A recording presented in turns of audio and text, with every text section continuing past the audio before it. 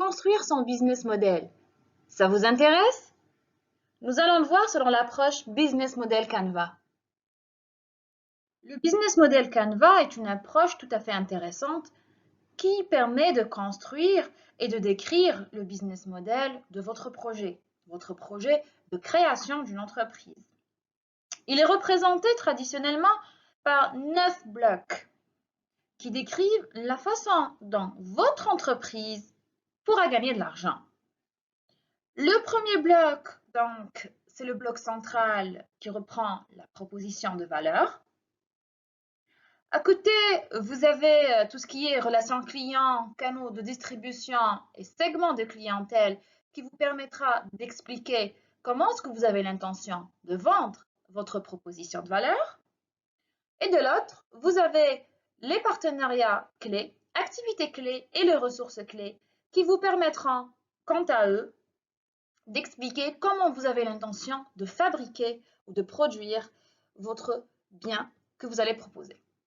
Et bien sûr, en bas, vous allez expliquer vos investissements, le flux des coûts et vos revenus. Le BMC, donc le Business Model Canva, permet de couvrir les 4 grandes dimensions du projet d'entreprise. Il permet en effet de répondre à 4 importantes questions. Tout d'abord, quoi? Eh bien, c'est votre offre, c'est votre proposition de valeur, ce que votre entreprise veut offrir et qui va apporter de la valeur aux clients. Qui? Eh bien, c'est les clients. C'est le segment client que vous allez viser. C'est votre relation client. C'est vos canaux de communication, de distribution, de vente. Comment? Eh bien, c'est les infrastructures, les activités clés, les ressources clés, les partenaires clés à mobiliser pour parvenir à offrir donc votre proposition de valeur. Combien? Eh bien, c'est les revenus et les coûts. Combien cette entreprise va-t-elle coûter? Quel revenu va-t-elle dégager? Le business model se construit étape par étape. Nous allons donc commencer par définir notre proposition de valeur, qui est l'une des étapes clés du processus de création d'entreprise. Pour ce faire, il est primordial de répondre à ces 4 questions. La première est quelle est la valeur qu'on apporte au client? C'est-à-dire, est-ce que c'est une nouvelle technologie?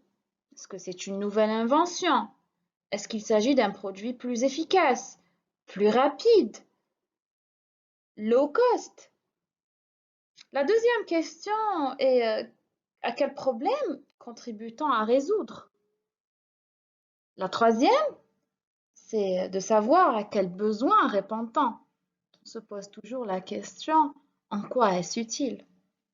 La dernière question est quelle combinaison de produits et de services propose-t-on à chaque segment de clients auquel on s'intéresse?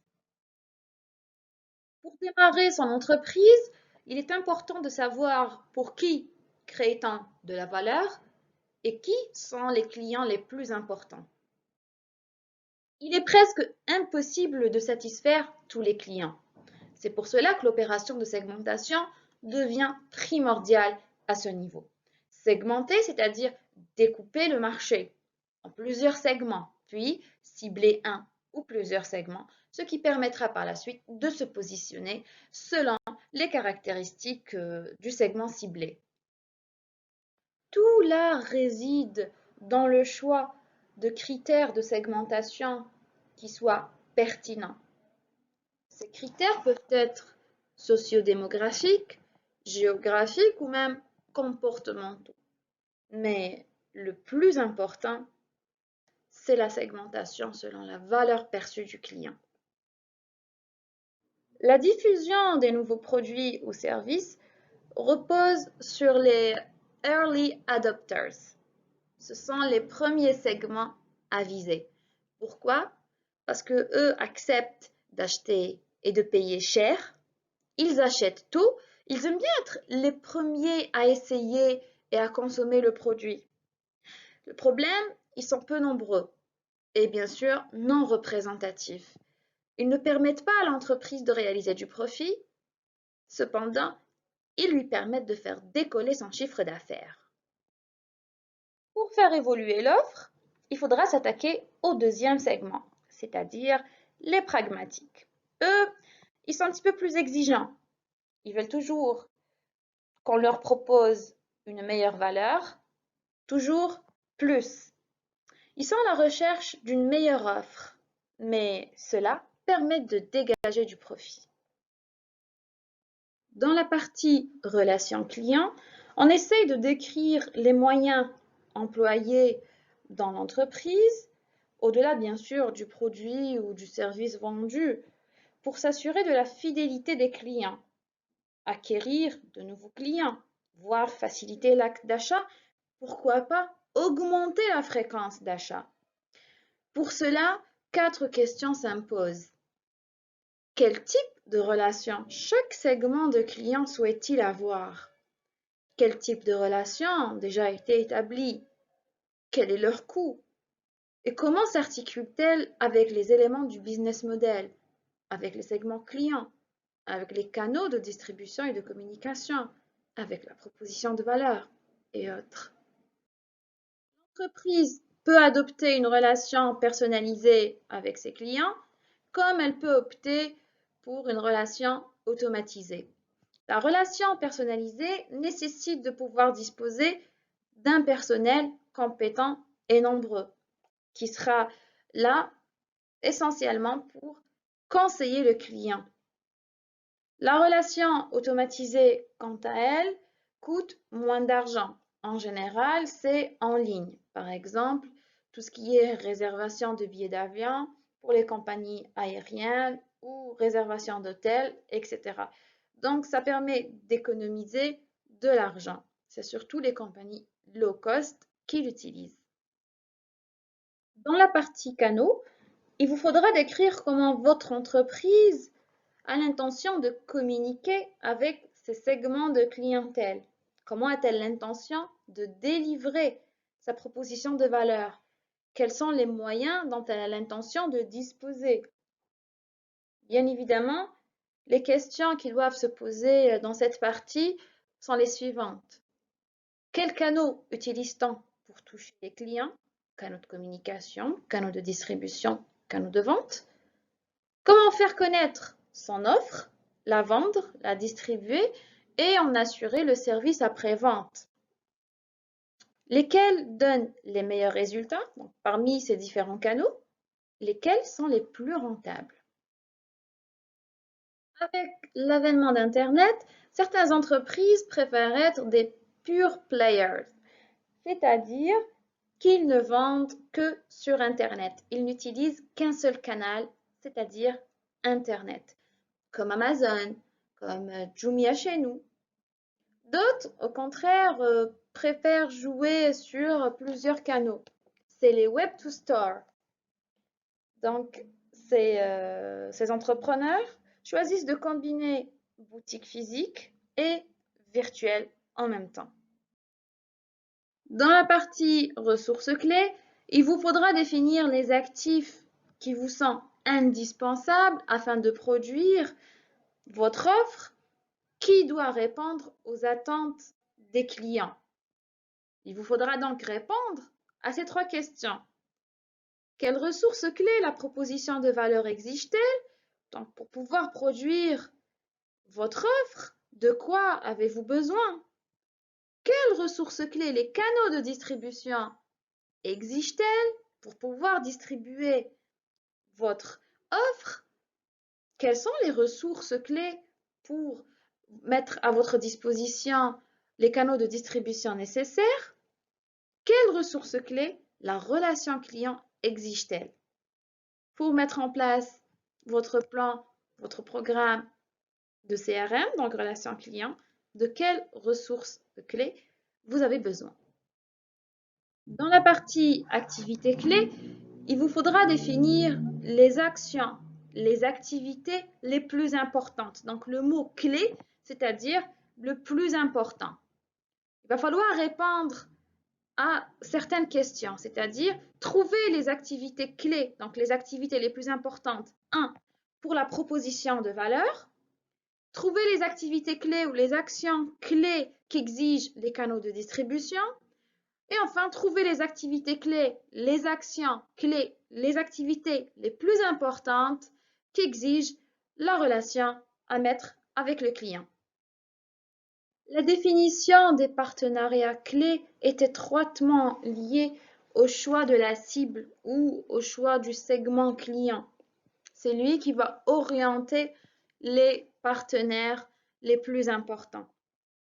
Donc, il va falloir définir selon le segment visé, le segment de clientèle visé, quels sont les partenaires les plus importants avec qui nous devrions travailler, quels sont les fournisseurs les plus importants, peut-être des sous-traitants, et quelles sont les ressources et les activités qui sont prises en charge ou générées par ces partenaires clés.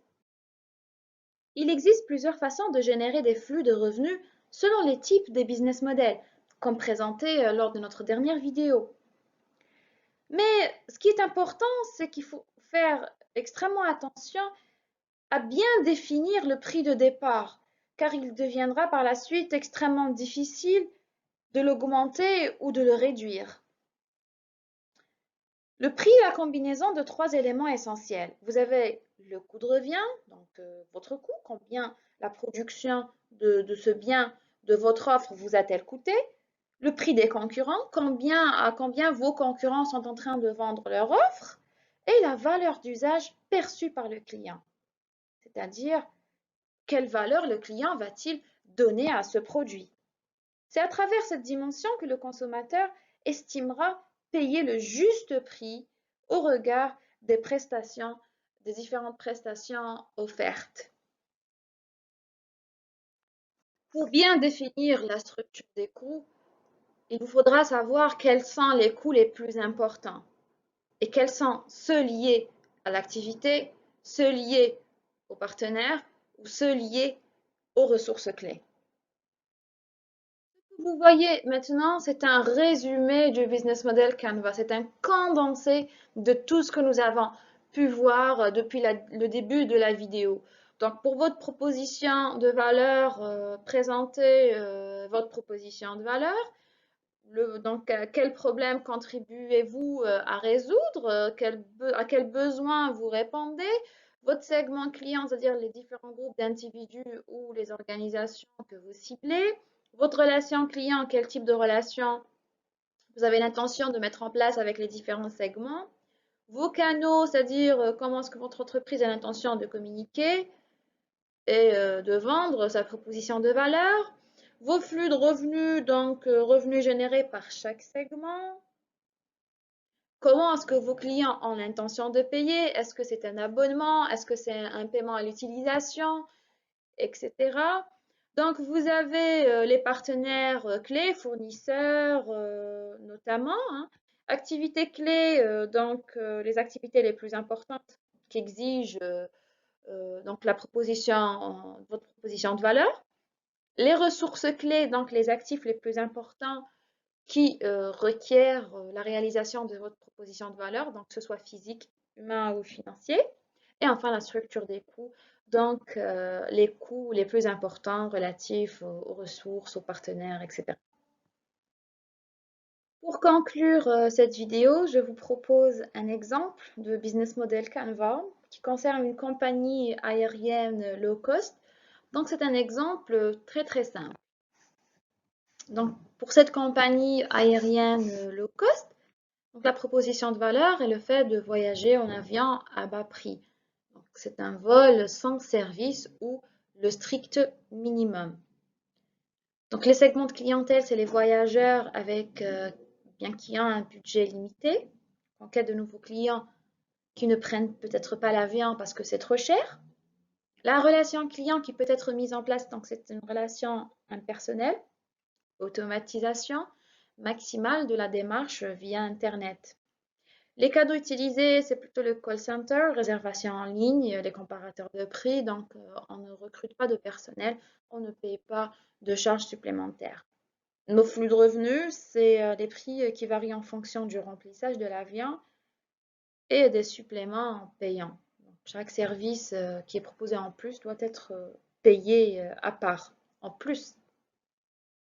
Nos partenaires clés ou les partenariats clés, vous avez les loueurs de voitures qui viendront récupérer peut-être les voyageurs à l'aéroport et les hôtels ou même les assureurs, c'est-à-dire les compagnies d'assurance. Les activités clés, c'est le fait d'enchaîner les rotations quotidiennes, c'est-à-dire maximiser ces rotations. Les ressources clés dont dispose la compagnie aérienne, c'est des avions neufs qui sont bien évidemment identiques et des hôtesses multitâches, c'est-à-dire une hôtesse au niveau de l'avion, elle fait tout. Et en utilisant les aéroports plutôt en dehors des grandes villes pour minimiser encore une fois les coûts. Donc le flux des coûts, donc immobilisation élevée, des frais de fonctionnement des avions, les salaires et la formation du personnel. Voilà, donc ça sera tout. Donc avec cet exemple, on va clôturer cette vidéo. J'espère qu'elle vous sera utile et sur cette base, vous allez pouvoir rédiger votre propre business model. À bientôt. La vidéo fut réalisée principalement grâce à cette source. Je vous la recommande vivement.